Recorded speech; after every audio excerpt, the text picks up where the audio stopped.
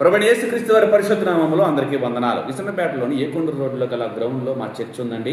ఆ గ్రౌండ్లో ఈ ఎండకి అసలు పచ్చికే లేదు, ఎక్కడా పచ్చదనం లేదు. కానీ ఒక ప్రదేశంలో మాత్రం పచ్చగా ఉంది. ఎక్కడంటే మా చర్చి మోటార్ వేసినప్పుడు ఆ ట్యాంక్ నిండి ఓవర్ఫ్లో అయినప్పుడు పడే వాటర్ వారానికి ఒకసారి వేస్తాము మేము మోటరు. ఆ ఒక్కసారి వారానికి ఒకసారి పడతాయి నీళ్లు. కానీ ఆ నీటి ద్వారా ఆ ప్రదేశం పచ్చబడింది. చూసారా, వాక్యము నీరై ఉండినని మరి దేవుని వాక్యం సెలవిస్తుంది. ఎఫెసీ 5వ అధ్యాయము 27వ వచనంలో వాక్యముతో ఉదక స్నానము చేత దానిని పరిశుద్ధపరచుటకై దాని కొరకు తన్ను తాను అప్పగించుకొనెను. మన కోసం నరావతారిగా భూమి మీదకి వచ్చినటువంటి ప్రభువైన యేసుక్రీస్తు వారు ఆ వారానికి ఒకసారి నీళ్లు పడే దగ్గర అంత పచ్చికుంది.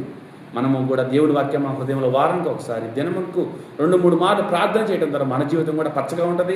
మనము మన కుటుంబము మరి దీవెనలతో నింపబడతాము. అందరికీ వందనాలు. దేవుని వాక్యాన్ని మీరు విని గ్రహించి గైకొనాలని మనం చేస్తున్నాను. అందరికీ వందనాలు.